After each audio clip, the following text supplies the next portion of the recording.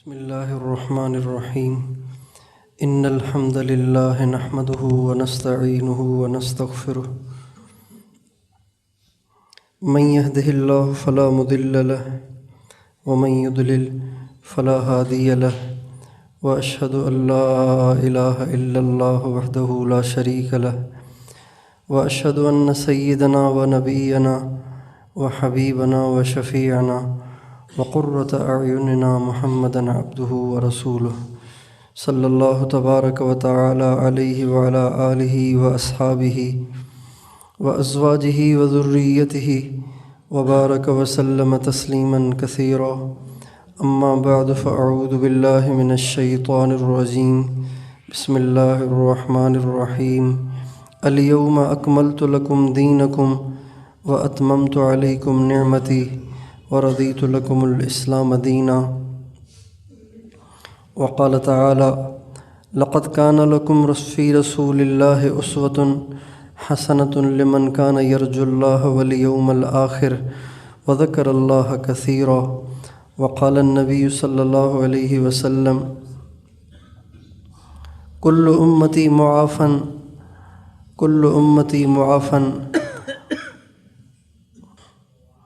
وقال النبي صلى الله عليه وسلم: كل أمتي يدخلون الجنة إلا من أبى. قيل: ومن يأبى يا رسول الله؟ قال: من أطاعني دخل الجنة ومن عصاني فقد أبى. سبحان ربك رب العزة عما يصفون وسلام على المرسلين والحمد لله رب العالمين. اللهم صل على سيدنا محمد وعلى آل سیدنا محمد وبارک وسلم. میرے محترم بھائیوں اور دوستو، اللہ تعالیٰ نے ہمیں ایک ایسا دین مرحمت فرمایا ہے جو دین کامل ہے، اکمل ہے. اس میں مزید کسی اضافے کی گنجائش نہیں ہے، مزید اس میں کسی نقص کی تلافی کی ضرورت نہیں ہے. اس دین کو اللہ نے کامل بنا کے اتارا ہے. دین بھی کامل ہے، جس پہ اتارا گیا ہے وہ ذات بھی کامل ہے. یہ دین اللہ نے اتارا، اللہ بھی کامل، ہر عیب سے پاک، اور جس پر اتارا ان کا نام حضرت محمد صلی اللہ علیہ وسلم ہے، وہ بھی سب سے زیادہ کامل ہیں. سارے انبیاء کامل ہیں، ہمارے نبی اکمل ہیں. سارے نبیوں کو جو صفات اور جو کمالات تقسیم ہو کر ملے، اللہ تعالیٰ نے وہ سب کمالات مزید اضافے کے ساتھ اکیلے ہمارے نبی میں جمع فرمائے. حضرت ایوب کا صبر بڑا مشہور ہے. اللہ نے بھی ان کو کہا ہے قرآن میں: انا وجدناہ صابرا. میرا ایوب بڑے صبر والا تھا. اور یہ فرماتے ہیں: انہ اواب. وہ ہر دکھ درد میں مجھے پکارنے والا تھا. لیکن جو صبر حضرت ایوب میں ہے اس سے بہت زیادہ ہمارے نبی میں ہے. جو خلت اللہ نے حضرت ابراہیم کو دی، اس سے بہت زیادہ اللہ نے ہمارے نبی کو دی.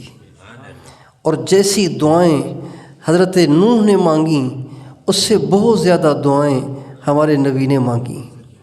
موسیٰ علیہ السلام کلیم اللہ تھے، ہمارے نبی کلیم اللہ تو تھے ہی، حبیب اللہ بھی تھے. سارے نبیوں کے سارے کمالات اضافوں کے ساتھ ہمارے اکیلے نبی میں جمع ہیں. اللہ پاک نے ہمیں ایسا کامل نبی دیا اور دین بھی ایسا کامل دیا کہ جس دین میں گنجائش ہی نہیں. آدم علیہ السلام آئے تو جو دین لے کر آئے وہ اس زمانے کے لیے کامل تھا. علیہ السلام کے زمانے میں اس میں اضافہ ہوا. اور نوح علیہ السلام جو دین لے کر آئے وہ اپنے زمانے کے لیے کامل تھا، لیکن حضرت ابراہیم جو دین لے کر آئے اس میں اور زیادہ کمال تھا.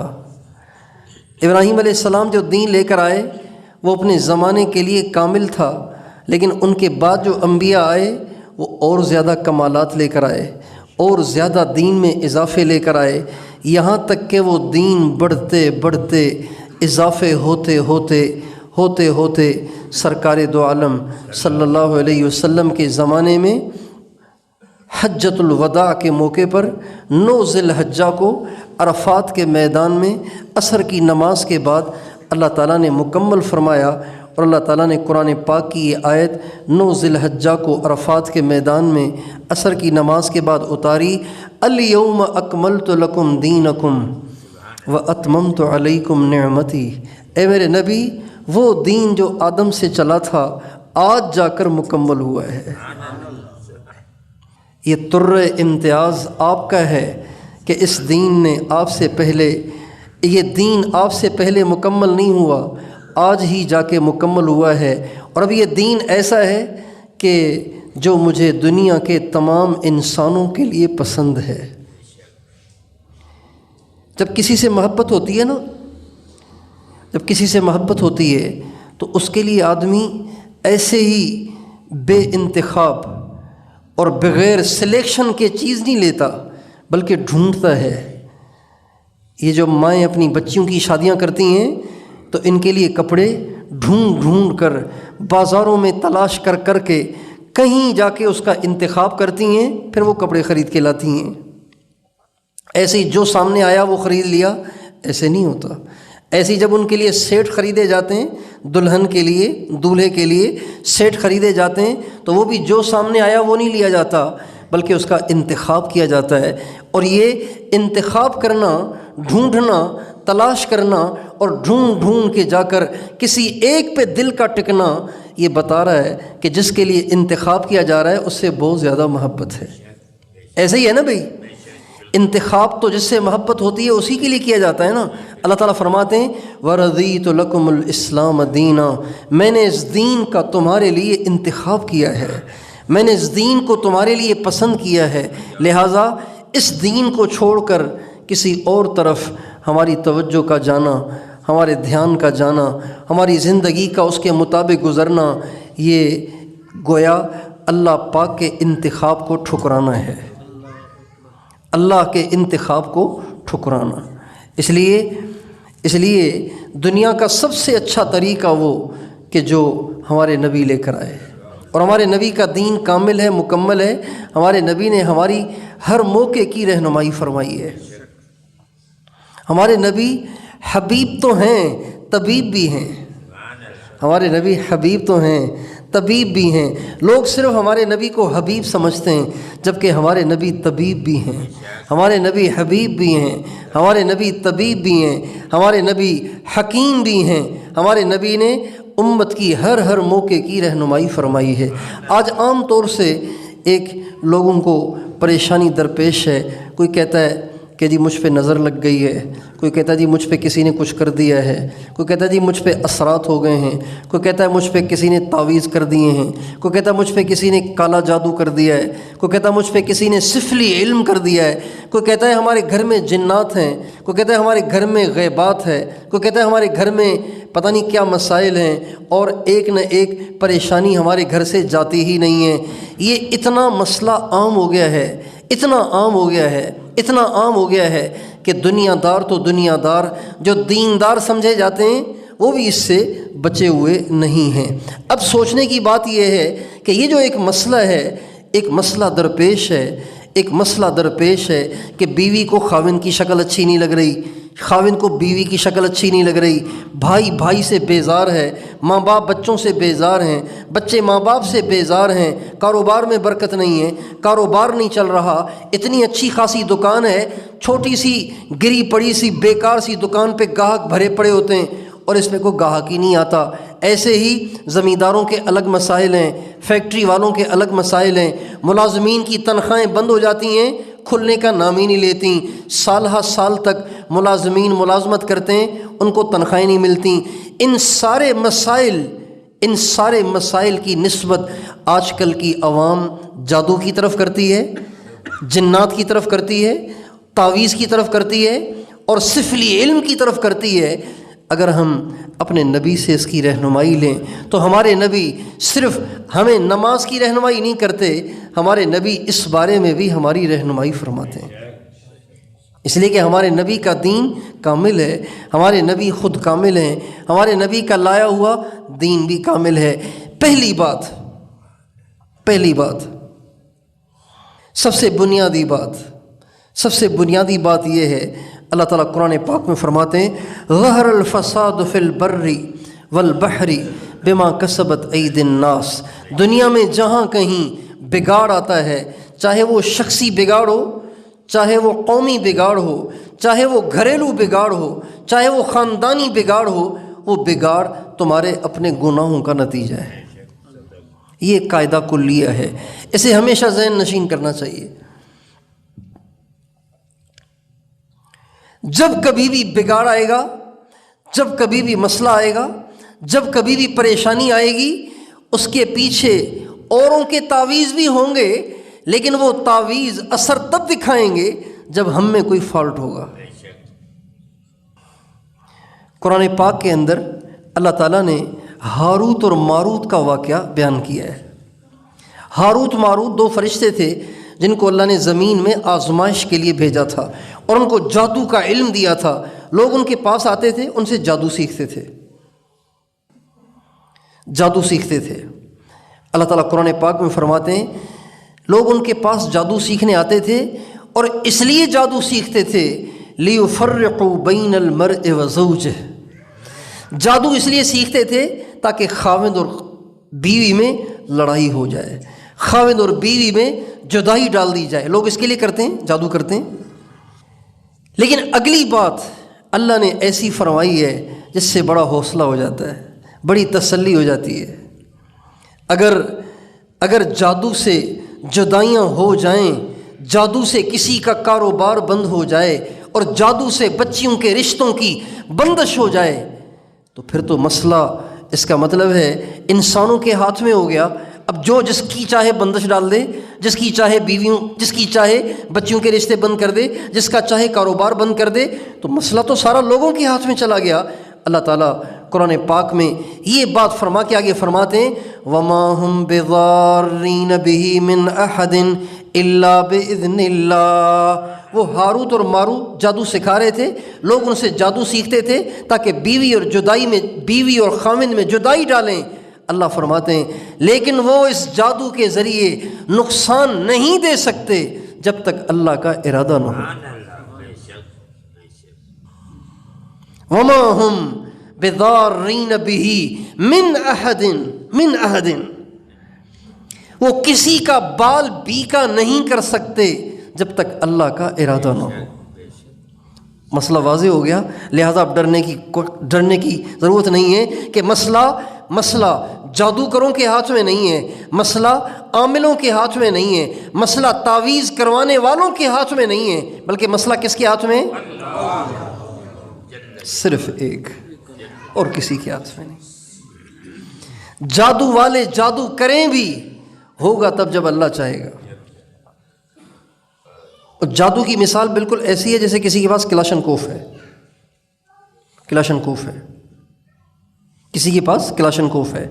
اب اس کے ہاتھ میں کلاشنکوف ہے تو صحیح، لیکن اس کا مطلب یہ تھوڑی ہے جس کے ہاتھ میں کلاشنکوف آ گیا جس کو چاہے گا مارے گا، نہیں، موت اللہ کے ہاتھ میں۔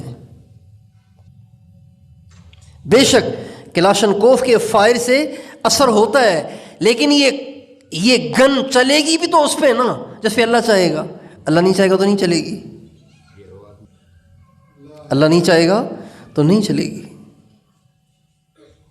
جب یہ پاکستان بنا تھا اور ہندوستان میں فسادات شروع ہوئے تو سکھوں کو موقع ملا، چونکہ مسلمان ہندوستان سے ہجرت کر کے پاکستان آ رہے تھے، جو نیا ملک بنا تھا ہجرت کر کے آ رہے تھے، تو جو سکھ تھے نا، سکھ، وہ تلواریں لے کر آ کے ریلوے اسٹیشنوں پہ کھڑے ہو گئے اور جہاں جہاں سے مسلمانوں کو گزرتا ہوا دیکھتے، مسلمانوں کی عورتیں چھین لیتے، مردوں کو ذبح کر دیتے تھے، بچوں کو ذبح کر دیتے تھے۔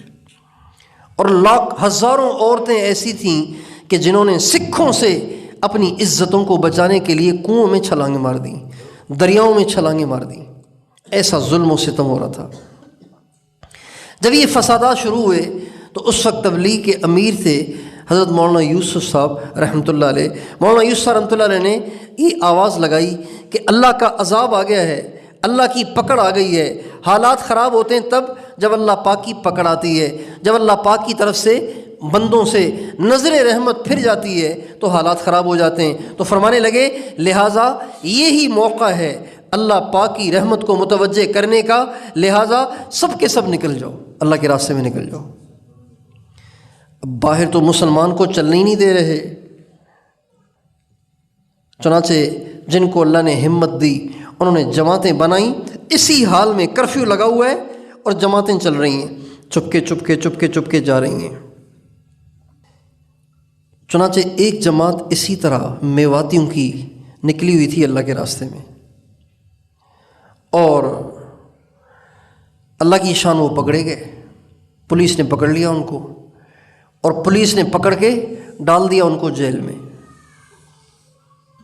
اب جب تھانے پہ لے کر گئے، پولیس ان کو تھانے پہ لے کر گئی تو تھانے دار نے کہا مارو ان سب کو گولیاں۔ کمبخت پتہ بھی ہے کہ کرفیو لگا ہوا ہے، پھر بھی بستر لیے باہر پھر رہے ہیں، مارو ان سب کو گولیاں اور ختم کرو ان کو۔ چنانچہ اس نے ایک بندوق منگوائی، اور بندوق منگوا کے اس نے پوری جماعت کو کھڑا کر کے ان پہ فائر کرنے کے ارادے سے گھوڑے کو دبایا۔ جب گھوڑے کو دبایا نا تو وہ گھوڑا ہلا ہی نہیں، تو وہ پریشان ہوا۔ اس نے دوبارہ کھول کے اس کو چیک کیا اور دوبارہ اس کو فٹ کر کے دوبارہ گھوڑے پہ جو انگلی رکھ کے زور لگایا تو وہ گھوڑا ہی نہیں چلا، گولی ہی نہیں چلی، فائر ہی نہیں ہوا۔ اچھا، جب اس نے ہاتھ میں بندوق لے کر گھوڑے پہ انگلی رکھی تو امیر نے جماعت سے کہا، میواتی تھے، ان پڑھ تھے، کہنے لگے ذکر کرو موسیٰ علیہ السلام، ہارون علیہ السلام جب جا رہے تھے نا فرعون کے پاس، تو موسیٰ علیہ السلام اور ہارون علیہ السلام سے اللہ نے فرمایا تھا وَلَا تَنِيَا فِي ذِكْرِي، اے موسیٰ، اے ہارون، میرے ذکر سے غافل نہ ہونا، یہ طاقت ہے، میرا ذکر طاقت ہے۔ اس طاقت کو ساتھ لے کے فرعون کے پاس جانا، تمہارا بال بھی بیکا نہ کر سکے گا۔ تو امی صاحب کہنے لگے ذکر کرو تو انہوں نے ذکر کرنا شروع کر دیا۔ جب ذکر کرنا شروع کر دیا تو اس ہندو کو اس کا تھانہ ہلتا ہوا محسوس ہوا، ایسے جیسے زلزلہ آ رہا ہے۔ فائر تو ہو نہیں سکا، 2 دفعہ اس نے ٹرائی کیا لیکن فائر نہیں ہو رہا تھا۔ جب انہوں نے ذکر شروع کیا تو اس کو زلزلہ محسوس ہوا۔ انہوں نے کہا کیا کر رہے ہو تم؟ کہا ذکر کر رہے ہیں۔ چنانچہ تھانے دار نے کہا ان کو نکالو یہاں سے، ورنہ یہ گرائیں گے سارے تھانے کو۔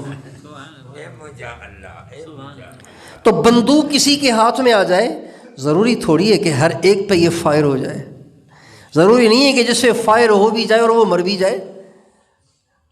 اللہ چاہیں گے تو مرے گا، اللہ نہیں چاہیں گے تو نہیں مرے گا۔ سب سے بنیادی بات کہ ہم ہمیشہ اپنے ذہن میں یہ بات بٹھا لیں کہ کسی کے جادو کرنے سے نقصان تب تک نہیں ہوگا جب تک اللہ کا ارادہ نہ ہو۔ اللہ کا ارادہ نہیں ہوگا۔ اللہ کا ارادہ ہوگا تو وہ کرے نہ کرے پھر بھی ہو جائے گا۔ جس کی موت لکھی ہو، ضروری ہے کہ اس کا کہیں ایکسیڈنٹ ہو جائے۔ جس کی موت لکھی ہوئی ہو، ضروری ہے کہ اس کو ہارٹ اٹیک ہو جائے۔ جس کی موت لکھی ہوئی ہو، ضروری ہے کہ کوئی اس پہ فائر کرے، اس کے بغیر بھی مر جاتا ہے۔ لوگ بیٹھے بیٹھے مر جاتے ہیں، ہنستے ہنستے بات کرتے کرتے مر جاتے ہیں۔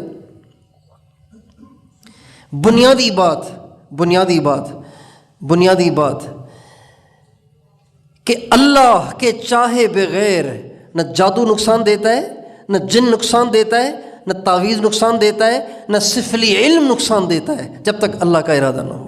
بنیادی بات۔ دوسری بات جب کبھی نقصان ہوتا ہے اپنے گناہوں کی وجہ سے ہوتا ہے، یہ دوسری بنیادی بات ہے۔ اس لیے جب کبھی بھی پریشانی آئے، جب کبھی بھی مسئلہ آئے، بجائے یہ کہنے کے کہ انہوں نے کچھ کیا ہے، نہیں، یہ دیکھنا چاہیے کہ میں نے کیا کیا ہے، مجھ سے کون سی غلطی ہوئی ہے، مجھ سے کون سی خطا ہوئی ہے، میں نے کہاں اللہ کو ناراض کیا ہے، اس کو ٹھیک کرنا چاہیے۔ یہ دو بنیادی باتیں ہیں۔ تیسری بات یہ ہے کہ یہ جنات آ کہاں سے جاتے ہیں؟ اگر دنیا میں اللہ نے جنات بھی بنائے ہیں، کوئی دوسری مخلوق، نظر نہ آنے والی مخلوق بھی بنائی ہے، تو وہ ہمیں نظر نہیں آتے، ہم ان کو نظر آتے ہیں، تو اللہ نے ان سے حفاظت کا کوئی انتظام نہیں کیا؟ بھائی بچھو تو نظر آتے ہیں، لہٰذا ان سے بچاؤ آسان ہے، سانپ نظر آتا ہے، ان سے بچاؤ آسان ہے، شیر نظر آتا ہے، ان سے بچاؤ آسان ہے، بھیڑیا نظر آتا ہے، ان سے بچاؤ آسان ہے، کن کھجورا نظر آتا ہے، اس سے بچاؤ آسان ہے، مگرمچھ نظر آتا ہے، اس سے بچاؤ آسان ہے۔ اب وہ تو نظر ہی نہیں آتے، تو کیا اللہ نے ان کے بچاؤ کا کوئی انتظام نہیں کیا؟ ان کے بچاؤ کا انتظام اللہ نے کیا ہوا ہے۔ جیسے ہمارے حکمرانوں نے ہماری عوام کی سیفٹی کے لیے ایک شعبہ بنایا ہے، اس کا نام ہے پولیس۔ یہ پولیس یہ محافظین ہیں، یہ نگران ہیں، یہ نگہبان ہیں، پورے علاقے میں کہیں چوری نہ ہو، کہیں ڈاکہ نہ ڈلے، کسی کے ساتھ زیادتی نہ ہو، کسی کے ساتھ ظلم نہ ہو، کسی کا حق نہ کھایا جائے۔ ان سب کی حفاظت کے لیے حکومت نے پولیس کا شعبہ بنایا ہے۔ پولیس کا یہ کام ہے کہ وہ عوام الناس کی حفاظت کرے، رات کو گشت لگائے، یہ ان کا کام ہے۔ جیسے حکومت نے پولیس بنائی ہے، رینجرز بنائی ہے، سرحدوں کی حفاظت کے لیے آرمی بنائی ہے، ایسے ہی اللہ تعالیٰ نے ایک فرشتوں کی جماعت بنائی ہے، فرشتوں کا ایک مجمع بنایا ہے۔ ہر انسان کے ساتھ کئی سارے فرشتے اللہ نے لگائے ہوئے ہیں جو اس کو نظر نہ آنے والی آفتوں سے بچاتے ہیں۔ اللہ تعالیٰ کا نظام ایسے ہی نہیں ہے، اللہ تعالیٰ کا نظام ایسے ہی نہیں ہے، اندھیر نگری نہیں ہے، چوپٹ راجہ نہیں ہے، بلکہ اللہ پاک کا سیکیورٹی کا مضبوط ترین نظام ہے، مضبوط ترین نظام ہے۔ ہر انسان کے ساتھ آپ دیکھیں، ہماری حفاظت کے لیے حکومت نے یہاں تھانہ بنایا ہے، اس پہ ڈی ایس پی بیٹھتے ہیں، ایس ایچ او صاحب بیٹھتے ہیں، ڈی ایس پی بیٹھتے ہیں، بہت سارے سپاہی بیٹھتے ہیں۔ انہوں نے مختلف جگہوں پہ چوکیاں بنائی ہوئی ہیں، ہر جگہ 2 سپاہی بیٹھے رہتے ہیں کرسی ڈال کے۔ سردیوں میں آگ جلائی ہوتی ہے، ساری رات ڈنڈا لے کے بیٹھے ہوتے ہیں۔ سارے شہر کے لیے 100 سپاہی، 50 سپاہی، 150 سپاہی، اس سے زیادہ نہیں، لیکن اللہ کے کرم پہ قربان جائیں کہ اس نے ایک انسان کے لیے 20 فرشتے بنا دیے ہیں۔ ایک انسان کی حفاظت کے لیے 20 فرشتے ہیں۔ آپ کی آنکھوں کے لیے الگ فرشتے ہیں، آپ کی ناک کے نتھنوں کے لیے الگ فرشتے ہیں، آپ کے منہ کے لیے الگ فرشتے ہیں، آپ کے کانوں کی حفاظت کے لیے الگ فرشتے ہیں، آپ کے وجود کی حفاظت کے لیے الگ اللہ پاک کی طرف سے گارڈ مقرر ہیں۔ ایک ایک انسان کے ساتھ بہت سارے 20 فرشتے مقرر ہیں جو اس کی طرف آفتوں کو نہیں آنے دیتے۔ اب سوال یہ پیدا ہوتا ہے، جب اتنے سارے فرشتے دائیں بائیں ہر وقت ہمارے ساتھ گارڈ لگے ہوئے ہیں، تو پھر یہ جنات کہاں سے آ جاتے ہیں؟ جنات کہاں سے آ جاتے ہیں؟ میرے دوستو، اللہ پاک نے جو سیکیورٹی کا نظام بنایا ہے، آج انسانوں نے گناہوں کا ماحول بنا کر، برائی، بدکاری، فحاشی اور عریانی کا ماحول بنا کر ان سیکیورٹی گارڈوں کو اپنے سے دور کر رکھا ہے۔ ہمارے نبی کا ارشاد ہے، جہاں میوزک بجتا ہے وہاں حفاظت کے فرشتے چلے جاتے ہیں۔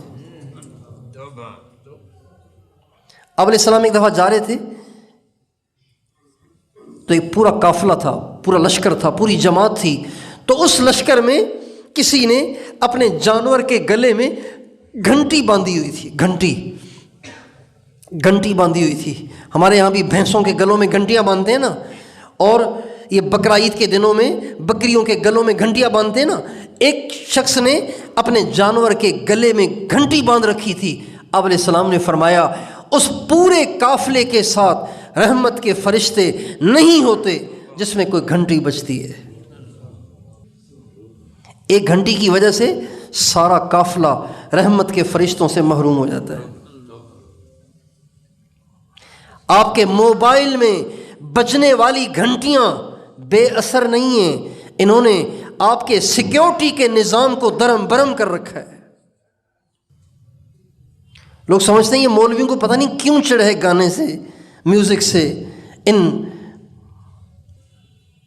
میوزک والی ٹونوں سے، پتہ نہیں مولویوں کو کیا الرجی ہے۔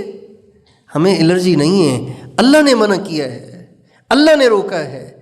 اور جہاں میوزک بجے گا وہاں اللہ پاک کی طرف سے سیکیورٹی گارڈ وہاں سے چلے جاتے ہیں۔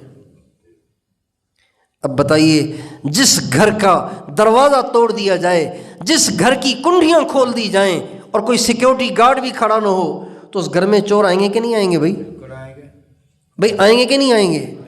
یہ بات ہے اصل۔ ہمارے نبی کا ارشاد ہے، جس جماعت کے ساتھ گھنٹی ہوگی رحمت کے فرشتے ان کے ساتھ نہیں ہوں گے۔ لا تصحب الملائکۃ رکبا معہم جرس، اس قافلے کے ساتھ رحمت کے فرشتے نہیں ہوتے جن کے پاس ایک گھنٹی ہوتی ہے۔ اور آپ علیہ السلام نے فرمایا، جس گھر میں کتا ہوگا اس گھر میں بھی رحمت کے فرشتے نہیں ہوں گے۔ جس گھر میں کتا ہوگا اس گھر میں رحمت کے فرشتے نہیں ہوں گے۔ اور آپ علیہ السلام نے فرمایا، جس گھر میں تصویر ہوگی اس گھر میں بھی رحمت کے فرشتے نہیں ہوں گے۔ جس گھر میں تصویر ہوگی اس گھر میں رحمت کے فرشتے نہیں آئیں گے۔ آج گھروں میں لوگوں نے اپنی ماؤں کی اتنی بڑی بڑی تصویریں لٹکائی ہوئی ہیں، باپ کی لٹکائی ہوئی ہے، دادا کی لٹکائی ہوئی ہے، اور ویسے ہی گلوکاروں کی، رنڈیوں کی، فاحشاؤں کی تصویریں لگائی ہوئی ہیں۔ تو بتائیے گھر میں رحمت کے فرشتے کہاں سے آئیں گے؟ جب رحمت کے فرشتے نہیں آئیں گے تو جنات کیوں نہیں آئیں گے؟ جس گھر میں تصویر ہوگی اس گھر میں رحمت کے فرشتے اللہ پاک کی طرف سے مقرر کردہ سیکیورٹی گارڈ نہیں ہوں گے۔ جس گھر میں تصویر ہوگی نہیں ہوں گے، جس گھر میں کتا ہوگا نہیں ہوں گے، جس گھر میں میوزک بجے گا اس گھر میں بھی رحمت کے فرشتے نہیں آئیں گے۔ ہمارے ایک بہت بڑے بزرگ گزرے، حضرت قاضی عبد القادر صاحب رحمۃ اللہ علیہ، جھاوریاں سرگودا ایک علاقہ ہے جھاوریاں، وہاں کے وہ بزرگ تھے، رائے گنج کے بزرگوں، پرانے بزرگوں میں سے تھے قاضی عبد القادر صاحب جھاوریاں والے۔ وہ بہت بڑے اللہ والے تھے اور صاحب کشف بھی تھے، صاحب کشف بھی تھے۔ فرمانے لگے، ایک دفعہ میں ان کے دو واقعے مجھے یاد آ گئے، دو واقعے، ایک واقعہ تو عنوان سے متعلق ہے، ایک ویسے یاد آ گیا۔ فرمانے لگے کہ ایک دفعہ حاج صاحب سے فرمانے لگے، میں نے حاج صاحب سے سنا، حاج صاحب سے فرمانے لگے، عبد الوہاب میں مدینہ منورہ میں تھا، روز اقدس پہ مراقبے میں تھا، مراقبے میں اچانک میں نے ایک بزرگ دیکھا، لمبے تڑنگے، سرخ چہرہ، جلالی چہرہ، سبز رنگ کے کپڑے پہنے ہوئے، اور یوں مسجد نبوی میں گھومتے ہوئے میرے سامنے سے گزرے اور مجھے کہنے لگے، قاضی صاحب مجھے جانتے ہو؟ کہا جی نہیں۔ کہا میرا نام عثمان ہے، مجھے لوگ لال شہباز قلندر کہتے ہیں، میرا نام عثمان ہے اور لوگ مجھے لال شہباز قلندر کہتے ہیں، سندھ میں میری قبر ہے، کبھی سندھ میں آنا ہو تو ہمارے پاس بھی چکر لگانا۔ بہت بڑے اللہ والے تھے۔ وہ ایک گھر میں آئے، قاضی عبد القادر صاحب، یہ بات تو ختم ہو گئی، قاضی عبد القادر صاحب ایک گھر میں تشریف لے گئے، جو ہی گھر میں جا کر بیٹھے تو بیٹھتے ہی فرمانے لگے، بھائی یہاں رحمت کے فرشتے نہیں ہیں، نحوست ہے اس گھر میں، فرشتے ہی نہیں ہیں یہاں پہ۔ تو معلوم ہوتا ہے تمہارے گھر میں تصویر ہے۔ کہا جی تصویر تو کوئی نہیں، آپ دیکھیں دیواریں، کوئی تصویر نہیں ہے؟ کہا نہیں ہے تصویر۔ گھر والوں نے تلاشی لی، تلاشی لیتے لیتے لیتے لیتے گھر کی چارپائی پر چٹائی بچھی ہوئی تھی، اس چٹائی کو جو اٹھایا تو نیچے ایک اخبار کا ٹکڑا جس پہ تصویر بنی ہوئی تھی۔ اتنا اثر ہے تصویر کا۔ لوگ سمجھتے نہیں، پاگل ہیں، احمق ہیں، نادان ہیں، روزانہ نئی نئی سیلفیاں بنا کے شیئر کرتے رہتے ہیں، پتہ ہی نہیں ان کو کہ ہم کتنی بڑی غلطی کر رہے ہیں۔ بچوں کو مورتیاں لے کے دی ہوئی ہیں، گڑیے اور بھالو اور بکریاں اور اونٹ، بچے ان سے کھیل رہے ہیں اور ان کو پتہ ہی نہیں کہ رحمت کے فرشتوں سے محرومی ہوئی ہے، سیکیورٹی گارڈوں سے محرومی ہوئی ہے۔ اگر ہم چاہتے ہیں ہمارے گھر سے بے برکتی ختم ہو جائے، آپس کی لڑائیاں ختم ہو جائیں، شیطانی اثرات ختم ہو جائیں، جادو اور جنات کے اثرات ختم ہو جائیں، اپنے گھروں سے تصویریں ختم کریں۔ اور جتنی کمپنیاں ہیں ان سب کو شیطان نے یہ پٹی پڑھائی ہوئی ہے کہ جب تک تمہاری چیز پہ تصویر نہیں ہوگی تب تک تمہاری چیز بکے گی نہیں، حالانکہ روزی تو اللہ دیتا ہے۔ اس لیے آپ شیمپو کی پڑیا بھی خریدیں گے، اس پہ بھی ایک بے پردہ عورت آپ کو ملے گی، صابن کی ٹکیا خریدیں گے اس پہ بھی بے پردہ عورت ملے گی، آپ کوئی انجیکشن خریدیں گے نا اس پہ بھی تصویر، کوئی دوائی خریدیں گے اس پہ بھی تصویر۔ اور یہ تصویروں کی برائی اور میوزک کی برائی ایسی ذہنوں سے نکل گئی ہے کہ لوگ اس کو برائی نہیں سمجھتے۔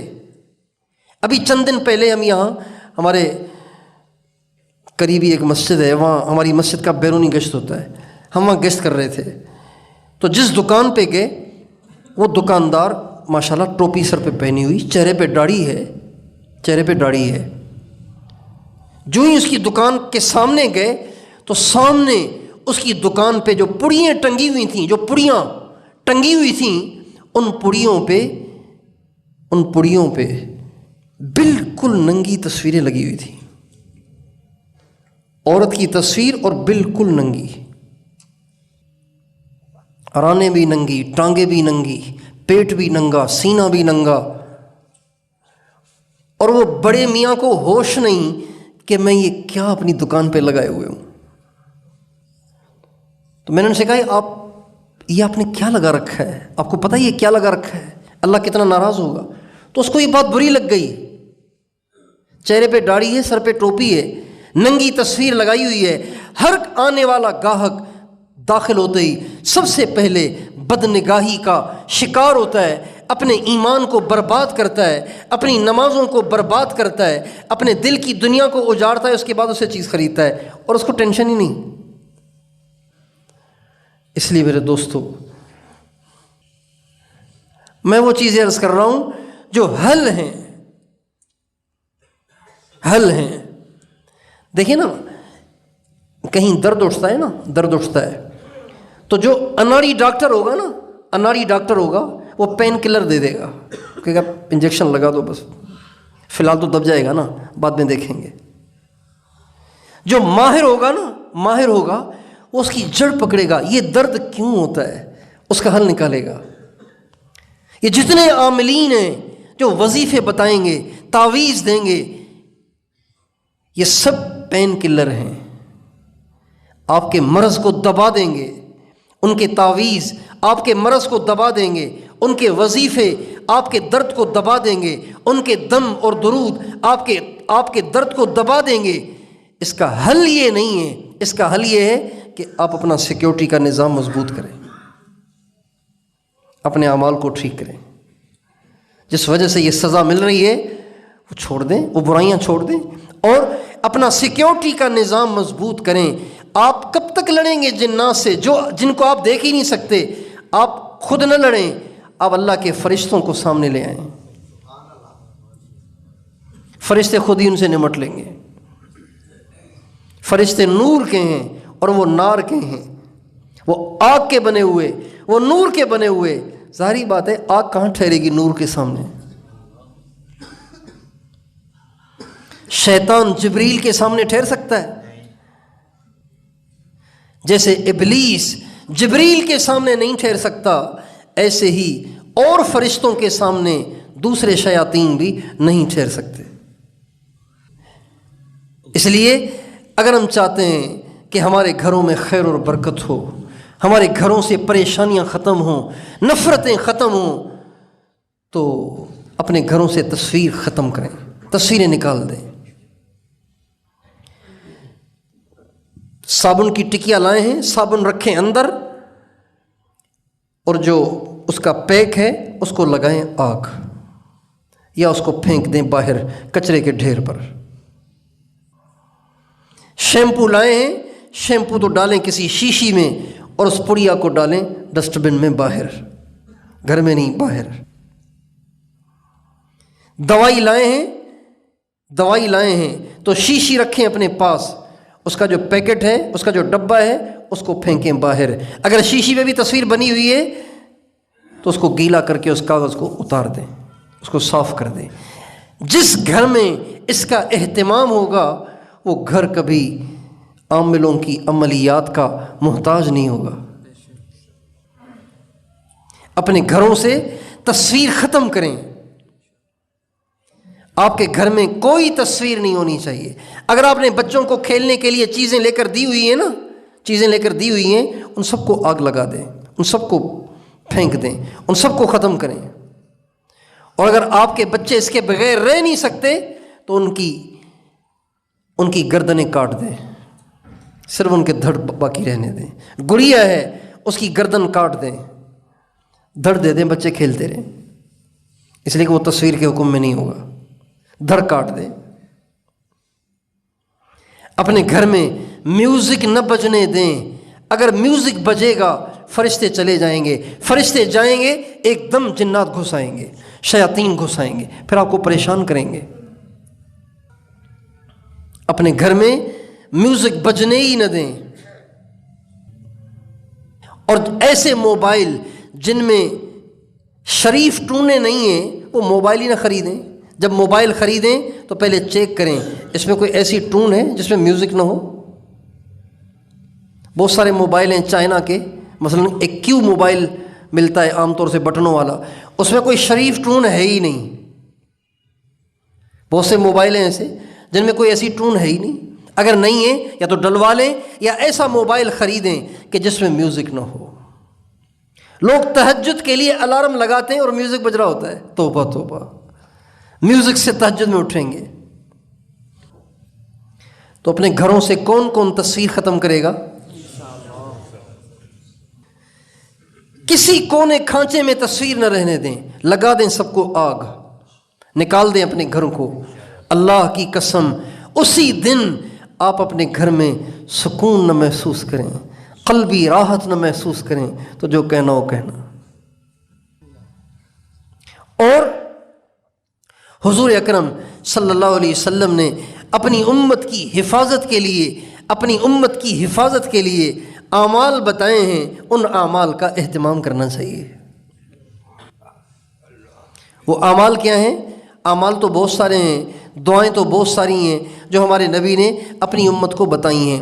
ہمارے نبی کا ارشاد ہے جو آدمی صبح اور شام یہ دعا پڑھے گا کوئی بڑے سے بڑا جادوگر بھی اسے نقصان نہیں پہنچا سکتا۔ یہ حدیث میں آتا ہے، جادوگر بھی اسے نقصان نہیں پہنچا سکتا۔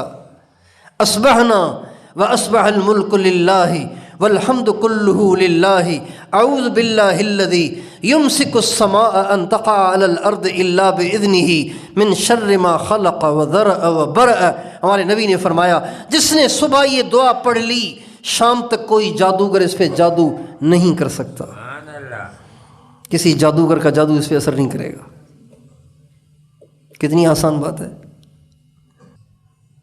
ہمارے نبی کا ارشاد ہے جو صبح اور شام 3 دفعہ یہ دعا پڑھے اعوذ بکلمات اللہ التامات من شر ما خلق، 3 دفعہ، چھوٹی سی دعا ہے، 1 سطر بھی نہیں ہے، آدھی سطر ہے، 3 دفعہ ہمارے نبی نے فرمایا جس نے 3 دفعہ صبح شام یہ دعا پڑھ لی کوئی موذی اسے نقصان نہیں دے سکتا۔ ہمارے نبی کے ایک صحابی کو بچھو نے ڈس لیا، آپ کو صبح معلوم ہوا کہ رات میرے فلاں صحابی کو بچھو نے ڈسا ہے، آپ نے فرمایا اگر کل شام کو وہ یہ دعا پڑھ لیتا تو بچھو اسے نقصان نہ دیتا۔ کتنی زبردست بات ہے۔ اعوذ بکلمات اللہ التامات من شر ما خلق۔ اور ہمارے نبی کا ارشاد ہے کہ جو آدمی صبح اور شام آخری کل 3 دفعہ پڑھے گا، آپ فرماتے ہیں اللہ پاک ہر مصیبت سے اس کی حفاظت کرے گا۔ آخری کل 3 دفعہ صبح، 3 دفعہ شام۔ آسان ہے مشکل ہے؟ اگر ہمارے یہ بچے پڑھ لیا کریں، ہماری عورتیں پڑھ لیا کریں، ہم اپنی ذات سے اس کا اہتمام کریں، تو کوئی پریشانی نہیں، برکت ہی برکت، سکون ہی سکون۔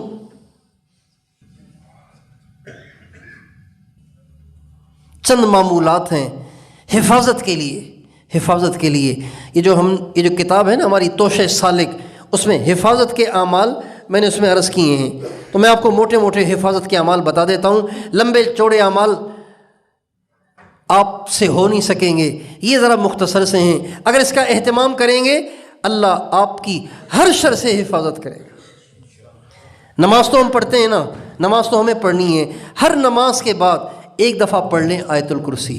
ہمارے نبی نے فرمایا جو ہر نماز کے بعد 1 دفعہ آیت الکرسی پڑھے گا، موت کے علاوہ جنت میں جانے سے اور کوئی چیز مانے نہیں ہے، بس موت آنے کی دیر ہے، موت آئی اور یہ جنت میں گیا۔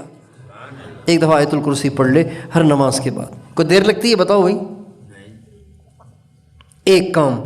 دوسرا کام، ہر نماز کے بعد آخری 3 کل پابندی سے پڑھا کریں، قل هو اللہ احد، قل اعوذ برب الفلق، قل اعوذ برب الناس، ہر نماز کے بعد پابندی سے پڑھا کریں۔ فجر مغرب کے بعد 3 دفعہ، باقی نمازوں کے بعد 1 دفعہ۔ یہ ہمارے نبی کی سنت ہے، یہ ہمارے نبی کا بتایا ہوا عمل ہے، یہ کر لیں اللہ آپ کی حفاظت کرے گا۔ آپ علیہ السلام کا ارشاد ہے جس گھر میں سورہ فاتحہ اور آیت الکرسی پڑھی جائے، جس گھر میں سورہ فاتحہ اور آیت الکرسی پڑھی جائے، ان گھر والوں کو نہ کسی جن کی نظر لگے گی نہ کسی انسان کی نظر لگے گی۔ کتنی آسان بات ہے، سورہ فاتحہ آیت الکرسی۔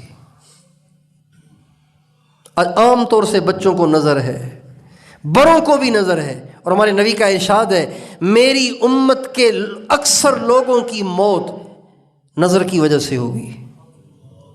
ہمارے نبی کا ارشاد ہے میری امت کے اکثر لوگ، کوئی بچے کچے ہوں گے تھوڑے سے، ورنہ اکثروں کی موت کے واقع ہونے کی وجہ ان کو نظر لگ جانا ہوگی، یہ ہمارے نبی کا ارشاد ہے۔ اور عام طور سے جو نظر لگتی ہے نا وہ اس لیے کہ بن ٹھن کے رہنے کی ایک بیماری لگی ہوئی ہے آج کل، عورتوں کو بھی مردوں کو بھی۔ ہمارے بڑے جو تھے، ہمارے جو بوڑھے تھے، ہماری دادیاں، ہماری امی، ہمارے ابو، ہمارے دادا، ہماری دادی، ہماری نانی، ہمارا نانا، ان لوگوں کو کوئی ہفتے میں 1 دفعہ آئینہ دیکھنے کا موقع ملتا تھا۔ اب تو لوگ جیب میں آئینہ لیے پھرتے ہیں، دن میں 10 دفعہ آئینہ دیکھتے ہیں، کیسا لگ رہا ہوں، کیسا لگ رہا ہوں، کیسا لگ رہا ہوں، بس کیسا لگ رہا ہوں کرتے کرتے اچانک لیٹ جاتے ہیں، اچانک گر جاتے ہیں، کبھی سر میں درد، کبھی پیٹ میں درد، کبھی ٹانگوں میں درد، کبھی کمر میں درد، کبھی یہ کبھی وہ۔ بھائی غلط کہہ رہا ہوں صحیح کہہ رہا ہوں؟ اور نظر صرف دشمنوں کی نہیں لگتی، دلہن کہتی ہے میری نند کی مجھے نظر لگ گئی ہے، دلہن ہمیشہ کہتی ہے میری نند کی نظر لگ گئی ہے، مجھے جلتی ہے میرے سے۔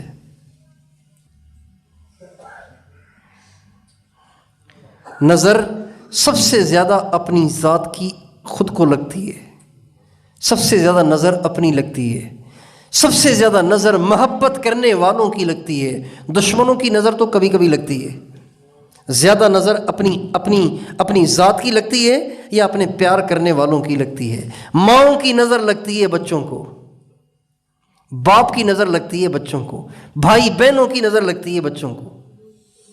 عام طور سے جہاں بھی جاتے ہیں لوگ بچے لے آتے ہیں، کہتے ہیں ساری رات سوتا نہیں ہے، روتا ہے تو خاموش نہیں ہوتا، کھاتا نہیں ہے، سوکھ کے کانٹا ہو گیا ہے، کچھ پڑھ کے اس پہ دم کر دیں۔ یہ سب نظر کے اثرات ہیں۔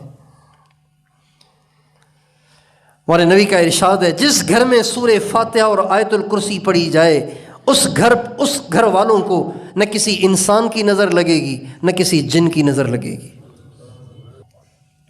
اور آپ علیہ السلام کا ارشاد ہے جس گھر میں سورہ بقرہ پڑھی جائے اس گھر میں شیطان آ ہی نہیں سکتا۔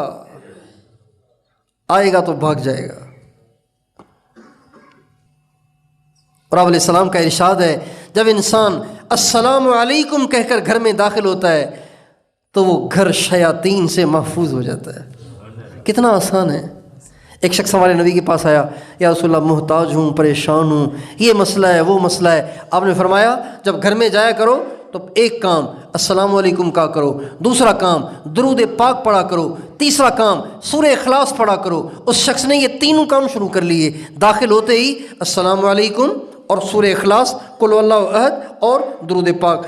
کہنے لگے کچھ دن کے بعد وہ نبی پاک علیہ السلام کی خدمت میں آیا، یا رسول اللہ آپ نے جو نسخہ تجویز فرمایا اس کا اثر یہ ہوا کہ اللہ نے اتنا دے دیا ہے کہ خود بھی کھا رہا ہوں اور ان کو بھی دے رہا ہوں۔ کتنا آسان ہے۔ ہمارا دین کامل ہے، ہمارا دین کامل ہے، ہمارا دین کامل ہے۔ ہمارے نبی حبیب بھی ہیں، ہمارے نبی طبیب بھی ہیں۔ اگر ہم ان حفاظت والے معمولات کا اہتمام کریں، برکت ہی برکت ہے، برکت ہی برکت ہے۔ ہمارے نبی نے ہر موقع کی مسنون دعائیں بتائی ہیں، ہر موقع کی مسنون دعا، ہر موقع کی مسنون دعا۔ اگر انسان ہر موقع کی مسنون دعاؤں کا اہتمام کرے تو ہر چیز میں برکت ہو۔ آپ علیہ السلام کا ارشاد ہے جب آدمی رات کو سونے سے پہلے دروازے کو کنڈی لگاتا ہے نا، دروازے کو کنڈی لگاتا ہے، کنڈی لگاتے ہوئے صرف اتنا کہے بسم اللہ، بس کنڈی لگاتے ہوئے صرف کہے بسم اللہ، اس گھر میں چور آ ہی نہیں سکتا، اس گھر میں شیطان اور جن آ ہی نہیں سکتا۔ کہا صرف کیا؟ بسم اللہ، کنڈی لگاتے ہوئے کہا بسم اللہ۔ کیسا زبردست دین ہے، کتنا کامل دین ہے۔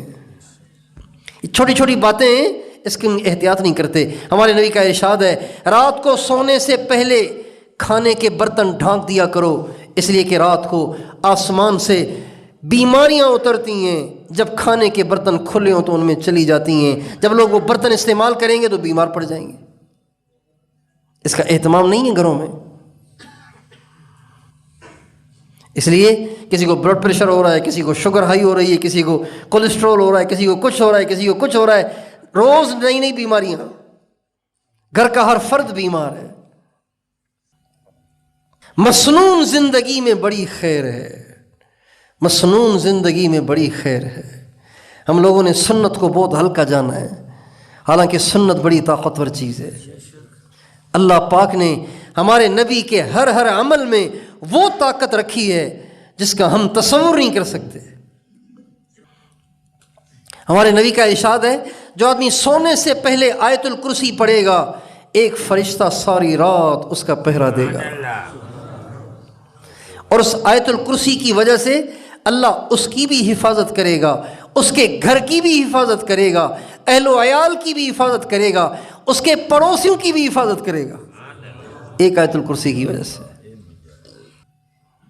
آپ علیہ السلام کی عادت شریفہ تھی، جب آپ بستر پہ بیٹھتے تھے رات کو سونے سے پہلے بستر پہ بیٹھتے تھے تو مجھے دیکھیں یوں آپ اپنے ہاتھ دعا کی طرح اٹھا لیتے تھے، اور پھر پہلے سورہ اخلاص پڑھتے تھے، پھر سورہ فلق پڑھتے تھے، پھر سورۃ الناس پڑھتے تھے، پڑھ کے یوں اپنے ہاتھوں پہ پھونک مارتے تھے، اس طرح کہ ہلکی سی تھوک آ جاتی تھی، اور پھر اس کے بعد آپ اپنی گدی سے اپنے سر کو ملنا گدی سے شروع کرتے تھے، سر کا پچھلا حصہ، پھر اگلا حصہ، پھر سارے جسم کا اگلا حصہ، پھر پچھلا حصہ۔ اما عائشہ فرماتی ہیں جہاں جہاں تک آپ کا ہاتھ پہنچتا تھا آپ وہاں تک اپنے ہاتھوں کو ملتے تھے ایک دفعہ، پھر دوبارہ ہاتھ اٹھا لیتے، پھر دوبارہ پڑھتے اس طرح، پھر دوبارہ سر پہ پورے جسم پہ پھیرتے، 3 دفعہ ایسے کرتے تھے، کبھی بھی اس کے بغیر سوتے نہیں تھے۔ اما عائشہ رضی اللہ عنہ فرماتی ہیں انتقال سے پہلے جو آپ کی راتیں تھیں جس میں آپ بہت زیادہ کمزور ہو گئے تھے اور آپ سے خود ہاتھ اٹھائے نہیں جاتے تھے، آپ سے پڑھا نہیں جاتا تھا، آپ نے اما عائشہ سے کہا عائشہ جو صورتیں میں رات کو سونے سے پہلے پڑھا کرتا ہوں اسی طریقے سے تو پڑھ کے مجھ پہ دم کر دے تاکہ عمل نہ جائے۔ اتنا آپ کا اہتمام تھا۔ اما عائشہ فرماتی ہیں میں نے پڑھ تو لیا لیکن میں نے سوچا کہ میرے گناہ گار ہاتھوں کو آقا کے مبارک جسم پہ پھیرنا اچھا نہیں ہے، لہٰذا میں نے پڑھی تو صورتیں خود اور اپنے نبی کے ہاتھوں پہ دم کر کے اپنے نبی کے ہاتھوں کو اپنے نبی کے جسم پہ پھیر لیا۔ اتنا اہتمام، اتنا اہتمام۔ اور ایک دعا ہے، ہمارے نبی کبھی وہ دعا نہیں چھوڑتے تھے، نہ صبح چھوڑتے تھے نہ شام کو چھوڑتے تھے، اور بلکہ قبولیت کے تمام مواقع میں اس دعا کو مانگتے تھے۔ جب اذان سنتے تھے تو اذان کے بعد دعائیں قبول ہوتی ہیں، اس کے بعد بھی یہ دعا کرتے تھے۔ وہ دعا کیا تھی؟ اللہم انی اسألک العافیت فی الدنیا والآخرہ، اے اللہ میں تجھ سے عافیت کا سوال کرتا ہوں، عافیت۔ آگے اللہم انی اسألک العفو والعافیت فی دینی و دنیای و اہلی و مالی، اے اللہ معافی چاہیے، عافیت چاہیے، دین میں بھی، دنیا میں بھی، اہل و عیال میں بھی، بچوں میں بھی، مال میں بھی، ہر چیز میں عافیت دے اور مجھے آزمائشوں سے بچا۔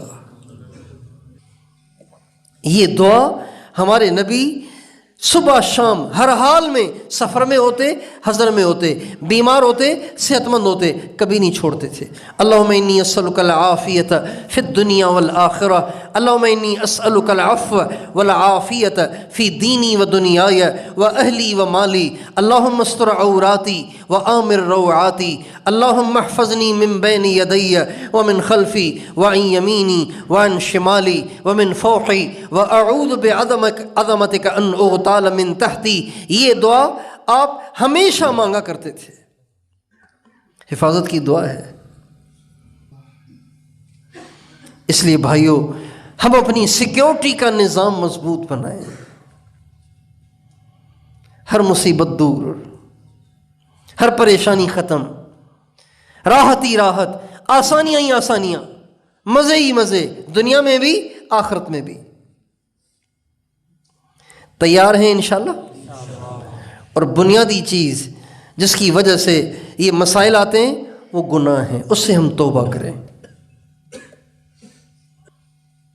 جب انسان جھوٹ بولتا ہے تو اس جھوٹ کی وجہ سے دنیا میں اس کو کوئی نہ کوئی پریشانی ضرور آتی ہے۔ جب آدمی غیبت کرتا ہے اس غیبت کی وجہ سے دنیا ہی میں اس کو کوئی نہ کوئی پریشانی ضرور آتی ہے۔ جب آدمی اکڑتا ہے، مغرور ہوتا ہے، تکبر کرتا ہے، اپنے آپ کو اوروں سے بلند اور بالا سمجھتا ہے، اللہ اس پہ ضرور کوئی مصیبت ڈال دیتے ہیں۔ عام طور پہ عادت ہے، کچھ مل گیا پھولے نہ سمائے، ایک دم اکڑ گئے، ایک دم گردن میں سریا لگ گیا، ایک دم اوروں کو حقیر جاننے لگ گئے۔ ایسوں کو اللہ الٹ کے پٹکتا ہے، ذلیل کر کے رکھ دیتا ہے۔ اس لیے گناہوں سے بچیں، اللہ کی نافرمانی سے پرہیز کریں، خود بھی پرہیز کریں، اپنے بچوں کو، اپنی عورتوں کو، اپنے گھر کو اللہ پاک کی نافرمانی سے پاک کریں۔ آپ کے گھر میں، آپ کے گھر کے صحن میں کوئی چوہا، مرا ہوا چوہا آ کے ڈال دے، آپ اس کو برداشت کر لیں گے؟ آپ کا بچہ مرا ہوا چوہا اس کی دم میں رسی ڈال کے، اس کو گھسیٹ کے گھر کے اندر ہال میں لے آئے، ڈرائنگ روم میں لے آئے، گیسٹ ہاؤس میں لے آئے، آپ اس کو برداشت کر لیں گے؟ مری ہوئی بلی لے کر آ جائے، مرا ہوا کتا لے کر آ جائے، مرا ہوا چوہا لے کر آ جائے، جیسے آپ اس کو منحوس جانیں گے، خدائے پاک کی قسم اس سے زیادہ منحوس اللہ کی نافرمانیاں ہیں جو آپ بھی کرتے ہیں، میں بھی کرتا ہوں، ہمارے بچے بھی کرتے ہیں، ہماری عورتیں بھی کرتی ہیں، اور ہمیں کوئی ٹینشن بھی نہیں ہوتی۔ اتنی مضر چیز ہے گناہ، اتنی گندی چیز ہے گناہ۔ آج لوگوں کو پتہ ہی نہیں کہ بیٹیاں موبائل میں کیا دیکھ رہی ہیں، بیٹے موبائل میں کیا دیکھ رہے ہیں، اور بیٹے رات کو 1-1 بجے کس سے گپیں لگا رہے ہیں۔ ذرا ماں باپ دیکھیں تو صحیح، پوچھیں تو صحیح، لیکن وہ بھی خوش ہیں۔ بہت حیرت ہوتی ہے کہ یہ معاشرہ کہاں جا رہا ہے۔ مجھے ایک دیندار نوجوان نے کہا کہ میری ایک دوست ہے، میں نے کہا کیا کہہ رہے ہیں آپ؟ یہ کہا میری ایک دوست ہے، میں اس سے بات کرتا ہوں نا تو وہ تھوڑا سا یہ مسئلہ پوچھنا ہے. میں نے کہا کیا کہہ رہے ہیں آپ؟ میری ایک دوست ہے. کیا مطلب آپ کی دوست ہے؟ آپ کی بہن سے کوئی دوستی لگائے آپ برداشت کر لیں گے؟ لیکن ہاں بےغیرتی یہاں تک بھی پہنچ گئی ہے کہ کوئی کسی کی بہن سے بھی دوستی لگائے تو اس کو پریشانی نہیں ہوتی. بالکل بے دھڑک کہنے لگا وہ میری ایک دوست ہے، میں اس سے بات کرتا ہوں، تو اس نے مجھ سے یہ مسئلہ پوچھا. میں نے کہا آپ سے پوچھ لوں. دیندار آدمی، میری ایک دوست ہے، کہتے ہوئے شرم نہیں آ رہی. توبہ توبہ. یہی وہ حرکتیں ہیں جن حرکتوں پہ زلزلے آتے ہیں. یہی وہ حرکتیں ہیں جس پہ اللہ خوشیاں چھین لیتا ہے. یہی وہ حرکتیں ہیں جس کی وجہ سے اللہ اچانک ایسی آزمائشیں ڈال دیتا ہے، اچانک ایسے گھر میں دھماکے کر دیتا ہے کہ لوگ ہکے بکے رہ جاتے ہیں، کہتے ہیں کہ ہائے کوئی ہے بزرگ جو دعا کرے. اس لیے میرے دوستو، ہم اپنے گھروں سے اللہ کی نافرمانی کا ماحول ختم کریں. تیار ہیں انشاءاللہ؟ اللہ تعالی ہم سب کو اپنی سچی محبت عطا فرمائے.